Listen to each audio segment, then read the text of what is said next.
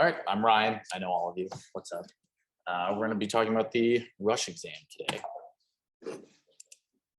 which of course stands for the rapid ultrasound for shock and hypotension. So I wanted to try and avoid at least a little bit, just like doing a step-by-step tutorial of the rush exam, because we'll all do that. That makes for kind of a boring lecture. And just look a little bit more at the evidence behind it, and obviously kind of the key things to look out for in certain situations. It's just a case to kind of lay the groundwork for us. This is sort of the optimal situation, I feel like, to use the test. And this happens all the time, right? A 65-year-old guy, we have no idea what his medical history is, just brought him by EMS for kind of an altered mental status situation. Hypotensive, a little tachycardic, maybe starting to borderline on hypoxic, drowsy, but not really, answering any questions in any useful way. So we got to decide what's our next step. Should we just start blasting fluids? Is this someone that needs maybe lytics or pressors or some kind of procedure? Or should we just toss them in the donut of truth and hope that gives us our answers? So a little background about sort of where we got to where we are today. In 2001 was sort of the first documented, at least published study about using just point of care ultrasound in hypotensive atraumatic patients. It was more of kind of a theoretical paper, looked at just free fluid in the abdomen, looked around the pericardium, looked at the abdominal aorta, and just sort of suggested maybe this can help us diagnose these patients faster. And then Jones et al. Followed that up with an actual randomized control trial comparing just early ultrasound to standard care in these patients. And basically just found that the early Sono group, where they used something similar to today's rush protocol, had like a significantly smaller list of their differential diagnosis at 15 minutes without really sacrificing like end diagnostic accuracy. And then Weingart in 2009 actually published on the MCRIT blog, sort of the official rush protocol that has been more popular today. So just going over the sort of shock types that we care about, right? We have hypovolemic, which is really just like hemorrhage and severe dehydration. Distributive, which is more of just our sort of pathologic vasodilation, either from sepsis or a spinal cord injury or anaphylaxis. Cardiogenic from left-sided heart failure, or obstructive from just like a massive PE, tamponade, or pneumothorax. Right, this is important, obviously, because the treatments sort of can, if you're treating hypovolemic when it's really cardiogenic, you're going to make things a lot worse. This is kind of the official diagram of the exam. It's gets floated around a lot, that you've probably all seen. I don't think it's that useful, just because the numbers are like, they don't really look like they're in any logical order. But I feel like the big takeaway from here is that you can really just use the curvilinear array for pretty much all view and for the whole exam without taking time to switch in between. I just like to use HIMAP. This acronym kind of simplifies things a little bit. Really just looking at the heart, IVC, Morrison's pouch, the abdominal aorta, and pneumothorax. So we're just going to go through each one of these things, what we're looking for, and this is kind of evidence-based between each part of it. So for the heart, on the official protocol that's published, you really only need to look at a parasternal long and a 4-chamber view. And these are the things that we really care about, looking for signs of tamponade, because that will require likely an actual procedure, RV strain, mainly from like a massive PE, and just quick look at LV function to help us determine if we're sort of in a volume overloaded versus maybe volume down state. So tamponade, what do we really care about? Number one is looking for an effusion. I feel like most of us, if we see a hypotensive patient with a huge effusion, then we probably don't really care about looking at all the fancier stuff. Then the other thing we can look for, mainly concerned with the right side of the heart, atrial systolic collapse or ventricular diastolic collapse. And if you're like me, sometimes I just have a hard time sort of memorizing what collapses when. But if you just kind of think about the physiology that's going on, it's a little bit easier to sort of work through and just remind yourself. Right, so we're only going to get chamber collapse when the pressure of the surrounding effusion is actually greater than what's going on inside the heart. So pressure inside the ventricle is lowest in early diastole before the chambers really had a chance to fill up. Whereas in the atrium, early systole, the atrium's emptied out. Ventricle hasn't really starting to just inject. So you can sort of think of it that way. And if that still doesn't help, you can always just Google chamber heart pressure diagram and look at the lines. Atrial pressure is that yellow line. You see it's lowest during systole. whereas ventricular, that big blue line, lowest during diastole. So here's, of course, wouldn't be an ultrasound lecture without some pictures. Left side is our parasternal long view. See a big, huge effusion. I guess when looking for an effusion, the only things that you can just keep in mind, really, sometimes if it's a lot smaller, you might get it mixed up for the fat pad. Fat pad, you'll see a little bit more like echogenic stippling in there, and it'll actually move with the myocardium. If you have a huge pleural effusion, you might start to see something in this view. The big differentiator there is that this pericardial effusion is anterior to the descending thoracic aorta, which you can see right above the S in ultrasound. And then on both sides, so on the right side, you have the apical four-chamber view. You can really see, I think, the chambers collapsing, really both of them. You can see the free wall of the right atrium just like completely collapsing during systole. And you can see the right ventricle collapsing as well during diastole.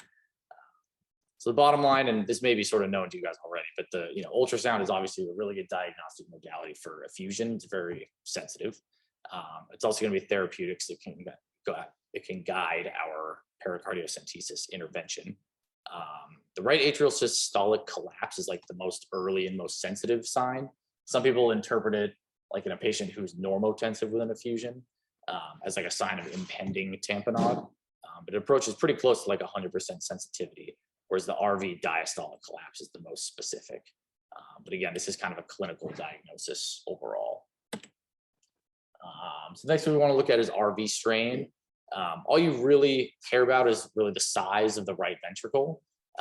And then maybe you can look for something way more specific like McConnell's sign. So just in general, keep in mind, right, the right ventricle should just be about half the size of the LV roughly. Here you can see it's about the exact same size, if not larger. And you're starting to see some bowing of the intraventricular septum.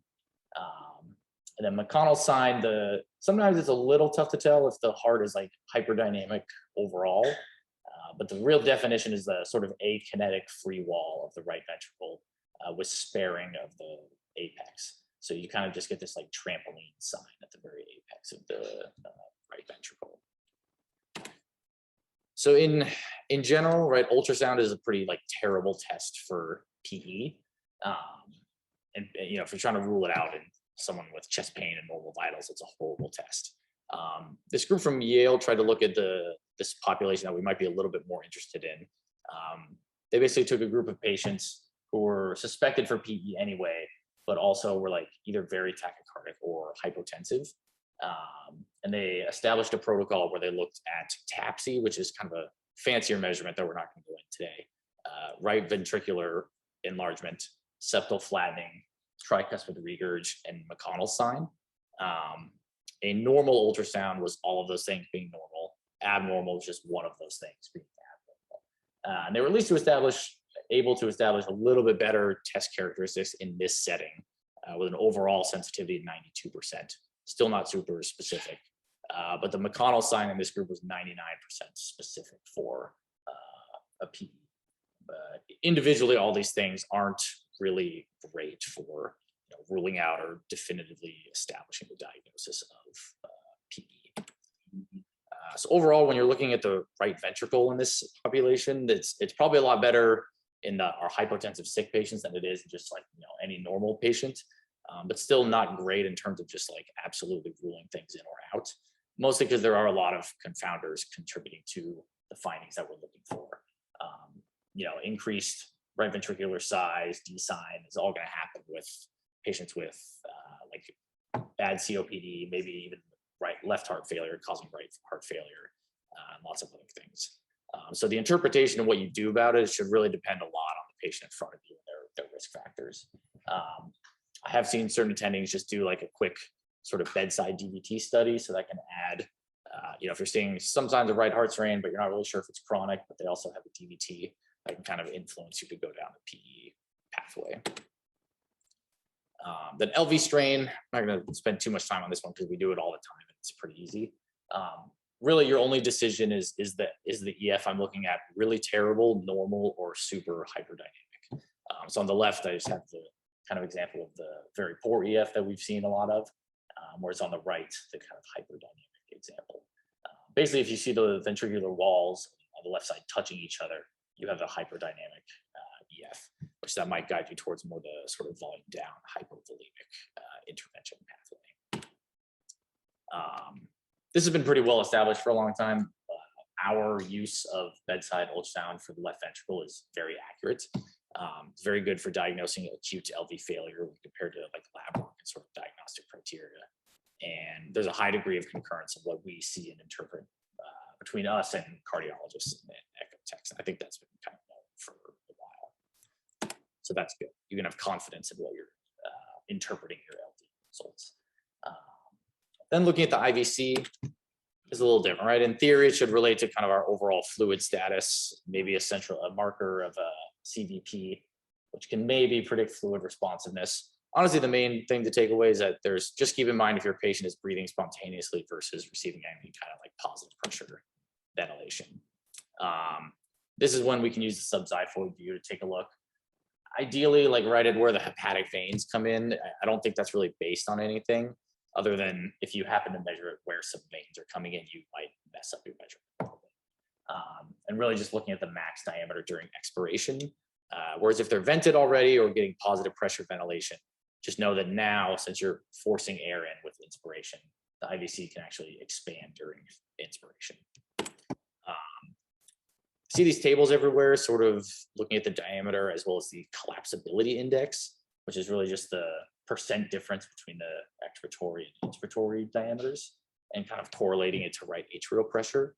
I feel like it's really only that helpful in the extremes. And this is sort of used mainly in like fluid response studies, which is overall way more controversial. And there's not much data for like kind of the middle gray area patients.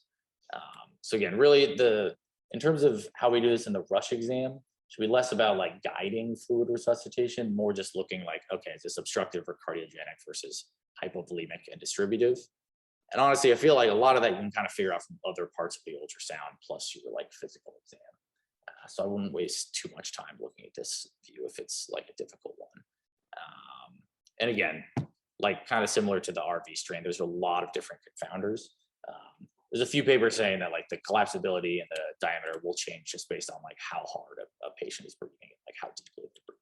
So a lot of different things that can mess with this. But if you see an obviously super collapsible IVC like on the left side or really, really big and plethoric on the right side, that can maybe sort of guide what you're doing next.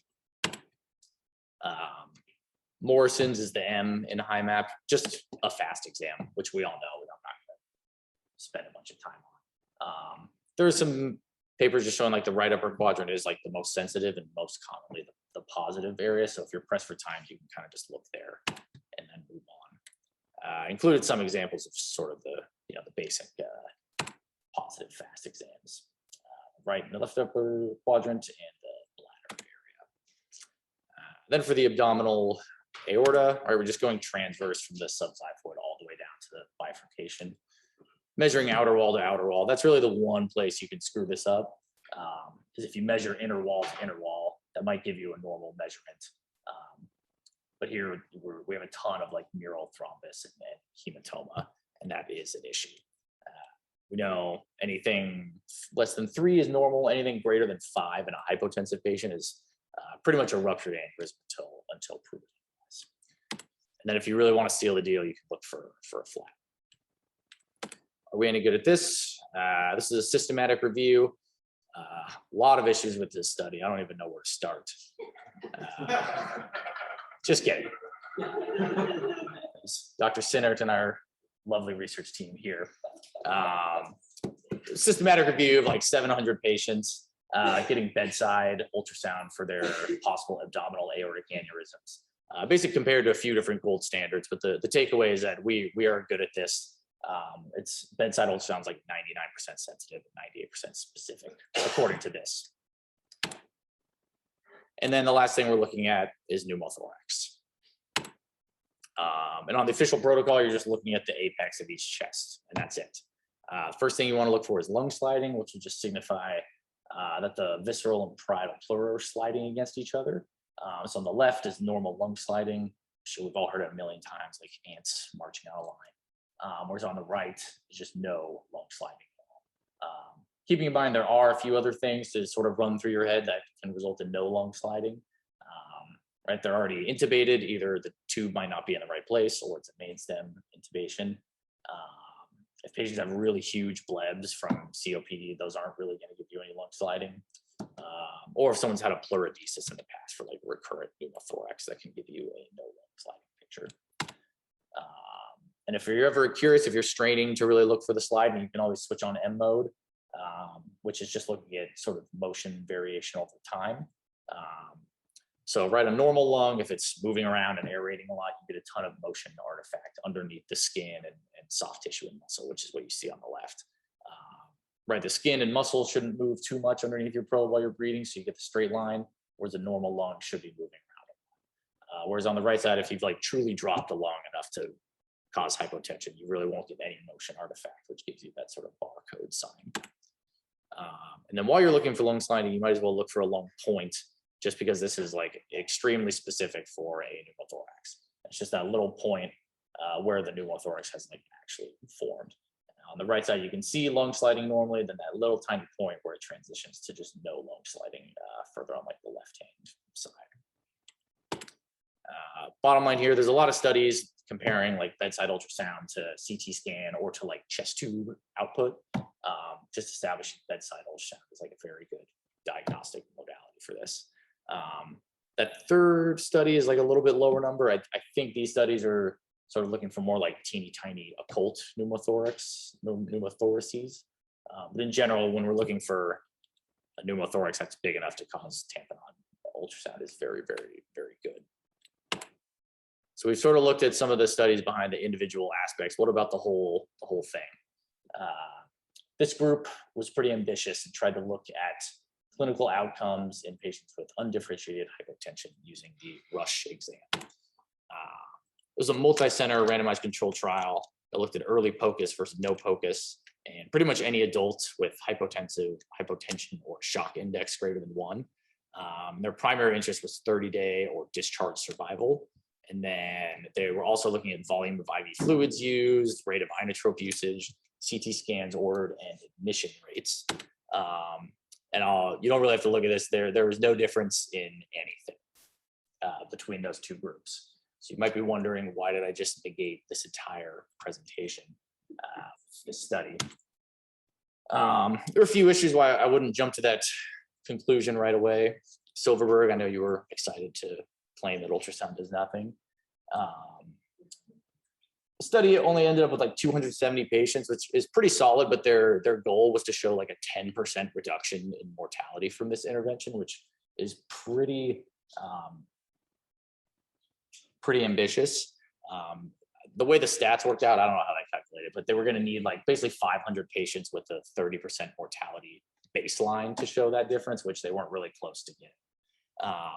The exclusion list was pretty big. Anyone who was previously pregnant, which fair enough, but they also excluded anyone who was discovered to be pregnant during the initial screening.